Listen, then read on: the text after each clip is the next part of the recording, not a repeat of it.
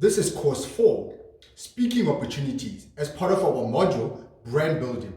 A key component of speaking opportunities is the process that happens beforehand, and that is abstract writing. How do you go about even getting an opportunity for you to be part of various industry conferences, events, seminars, or workshops? Well, it's all about abstract writing. And so this video training profiles and details various components that you need to take into consideration when it comes to writing an abstract in order for you to have an opportunity to be part of the speaker's delegate for a particular event pertaining to the industry. And so one of the things that you go about doing when it comes to writing an abstract is that you have to research, firstly, which conferences you want to be part of. And when you are clear on the conferences that you are going to be part of and writing abstracts for, it means you have taken into consideration what your area of interest or competency area of interest and expertise is that you want to be able to share with various audiences that attend the conference that you have selected. Every organizing committee has their own criteria that they follow and that they want you to adhere to. And so research your topic of choice in terms of how many times it has been presented before in various other conferences. Who are the people within our industry that are known to be experts in that particular topic that you have an interest in talking about? And then look at which conferences has that particular topic that you want to talk about, has it been shared before and spoken on, and has it been something that has been spoken on a lot of times? And if so, was the same person or same people talking about those respective that respective topic of interest that you also have? And so always identify what an alternate angle you can be able to come and talk about pertaining to that particular subject matter. So even if someone has talked about that particular topic on 50 different times and you have an interest in that particular subject matter, it's always critical for you to identify what are you going to be talking about that is different than what previous discussions that were held pertaining to that particular topic were.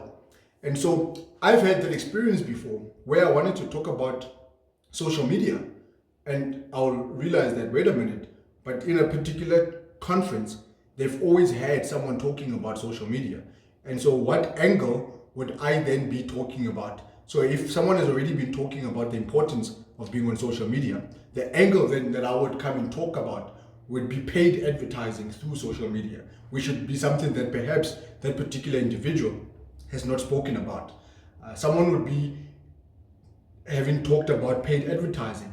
I would then be looking at different types of communication mechanisms in terms of audio, visual, written, that I will take into consideration and spend the bulk of my time talking about. And so there's always different ways in which you can present the same topic that you have interest in. And so always make sure that you are researching what has been done pertaining to that particular topic. That particular conference that you are looking at submitting an abstract to, look at how many times that conference has already been taking place in previous years, and ask for the programs of previous conferences if possible. Look at who's organizing the committee or who's part of the organizing community, and then go about looking at topics pertaining to your area of expertise that you can deliver on.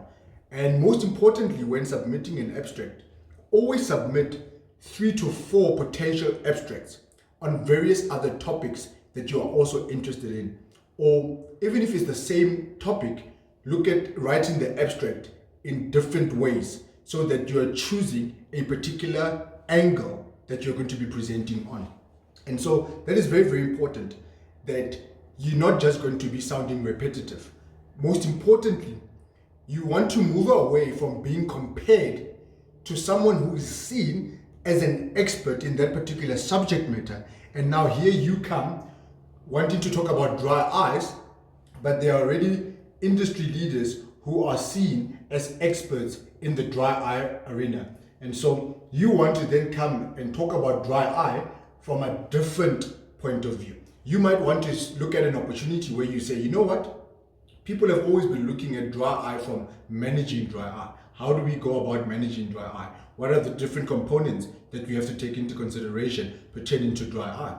Where you come in is looking at what does the patient experience who has dry eye? What are the complications that they present with in practice pertaining to dry eye? And you take it a step further, you then look at various ethnic backgrounds and how dry eye unfolds in those particular ethnic backgrounds. You could be interested in contact lenses, and a lot of times there's the contact lens expert speaking on scleral lenses or advanced contact lenses, and you'll be like, but I am nowhere close to being at the level that this particular individual is. Where do I get started? And you have perhaps fitted 20 sclerals and you sort of like have found your feet and you are fairly comfortable, not necessarily at the level that you want to be, but you are certainly not where you used to be.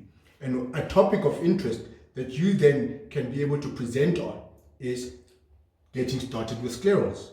As basic as that sounds, in most contact lens conferences, even though the conference will be titled contact lenses, you still have a bulk of the delegates who are only starting to get into contact lenses.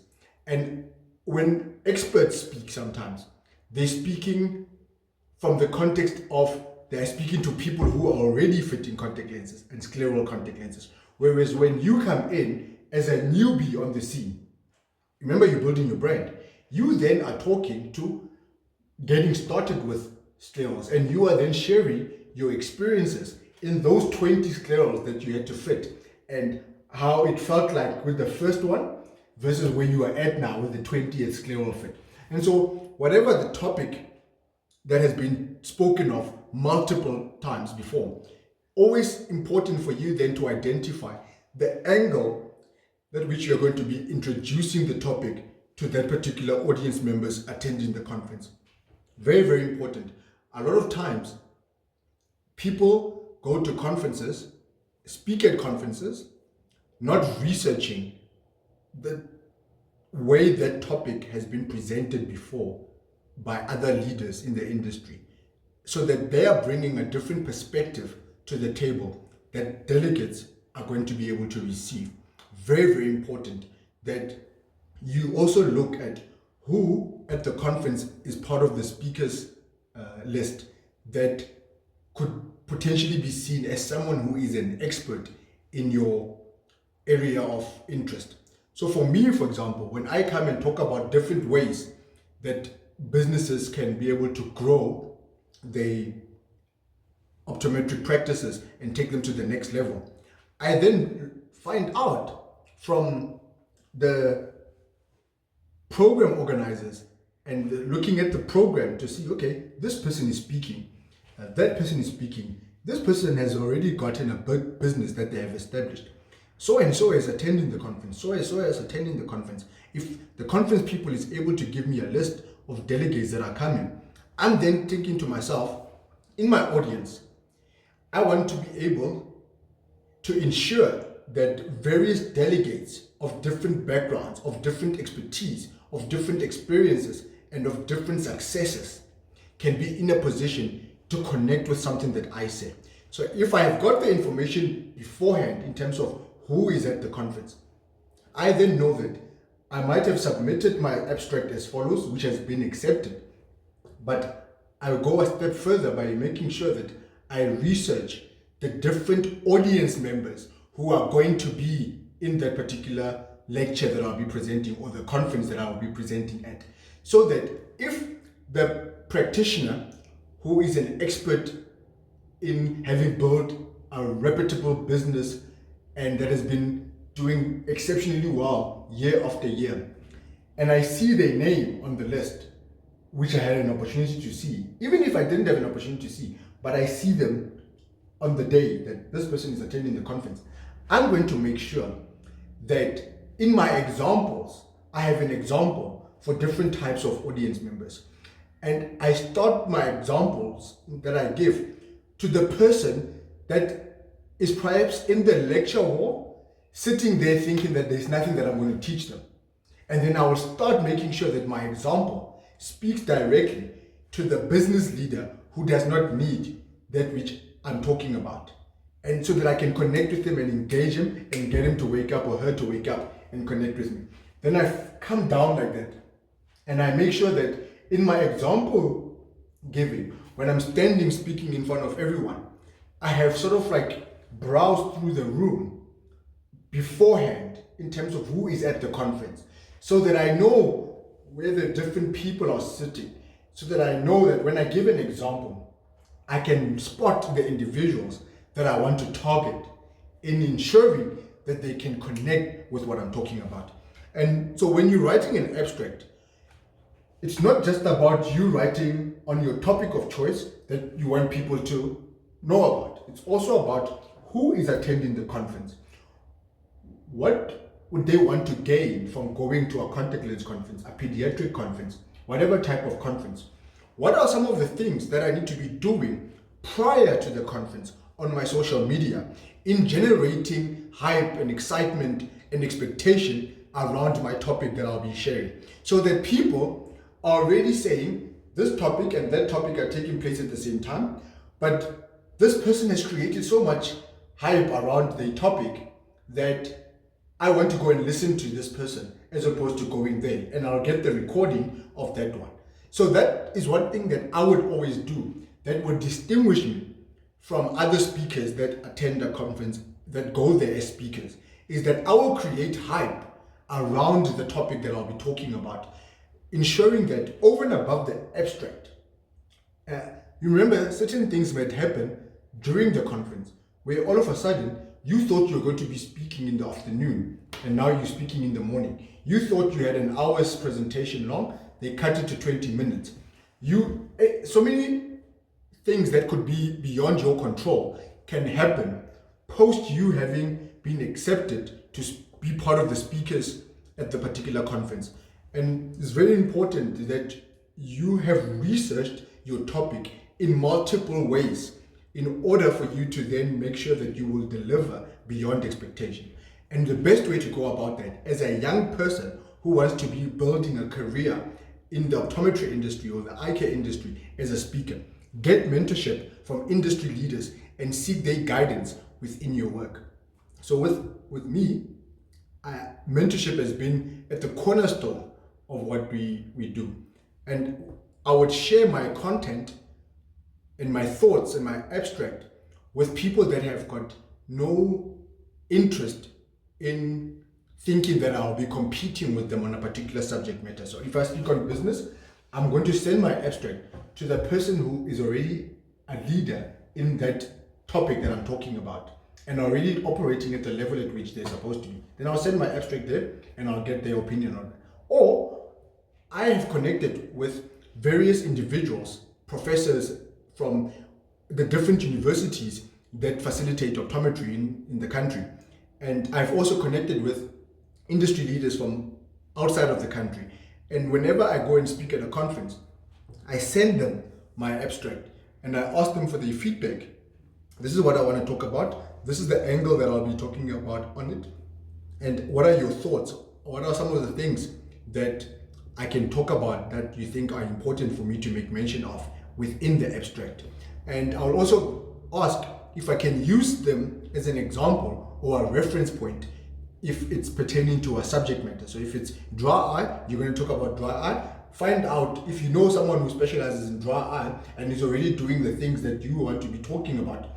Ask if you can make mention of them as a reference point during the presentation that you'll be delivering on. If it's contact lenses, whatever topic of interest that you have, if it's public health optometry, if it's building a practice, establishing a practice, selecting eyewear, whatever topic that you want to be talking about, make sure that you've got mentorship and references that you can be able to have. A key component though, with submitting abstracts and choosing conferences that you need to be or wanting to be part of, is build relationships with committee members of different organizations. So always, as you're attending CPD events, events, always look at, okay, this person is the one who's always organizing CPD events in this area from this particular company. Okay, conferences. These are the different people that are forever organizing conferences, and these are the suppliers that are usually part of these conferences that are being organized by these companies. And so connect with various committee members that are organizing these events, so that eventually when they do accept you as being part of the delegate of speakers, you are top of mind. One of our opportunities that presented itself, that 10-minute slot, was a result of someone not showing up. And to maximize on the opportunity, I had already established a relationship with the event organizers, and I raised my hand and I said, guys, it's not a waste. I've got actually something that I can say that will be of value to the people that are here. So if everyone does not mind, I would love this opportunity for just 10 minutes of your time to be able to share with you my thoughts on a particular subject matter. And that was possible because I had already established a relationship with the organizers of that particular event, and it was easy for them to say, oh, definitely. Why? Because I've always been supporting the events, always being present, always showing up at the events. So very, very important with you that you do things that go beyond what the majority of people do, because you want to build a brand. You want to be seen as an expert in this particular field. And so build those relationships with the respective committee members. Build credibility of your work. One of the things that I mentioned earlier on was the hype that we create around a particular topic that we're going to be talking about at a particular conference. So beginning of the year, always find out what conferences are taking place throughout the year that you can be able to submit an abstract on. If you know that you're submitted abstracts to 5 events, and 3 out of those 5 events, they've accepted your abstract, and these are the dates that the conferences are going to be taking place, you then make sure that you are having various articles, journals, blogs, videos, whatever content that can create hype leading up to that particular event will be very, very important, because you want to make sure that you've got an audience that is expecting to hear from you. Right now, we are in the age where, due to the global pandemic that took place here in 2020, which was the COVID-19 pandemic, a lot of people then had to cancel their physical conferences and go digital. And there are various webinars, various digital conferences that are taking place. Even with that, one of the things that we still do is we still go through the same process of understanding how the digital landscape of conferencing works, researching our topics, researching and finding out from event organizers who the audience will be, who the audience is. Everyone is in a learning phase now. And so you want to position yourself to ensure that, okay, before I even go and speak on a webinar, how many webinars have I been part of that I have stayed engaged? How does the facilitation process works? What happens when technology is a problem? What happens when your slides are too long for the speaker that is speaking? And what happens if people start leaving the webinar? All of those different components are things that you have to then think about, as a lot of conferences have gone digital. So you still have to make sure that you understand, how do you still connect with audience members, that if you're going to be speaking on a webinar, for example, that there's always a practical example that you are sharing. You are always asking feedback, asking questions on the chat group if possible. Creating that constant engagement with people throughout the time slot that you have to do the webinar, so that people are engaged. They want to know more. They can't wait for you to continue speaking because they are engaged. So there's a lot of things that you need to take into consideration. So even if we're now going digital, it's very important that you go to as many events that you can join online as you possibly can. It's time consuming, but if you want to build a brand, you're then in a position to understand that, wait a minute, conferences that take place online, this is actually what happens in a conference that takes place online. This is something that I need to be aware of. And then you understand how best you can firstly structure your presentation to suit the different types of audiences that are going to be present there.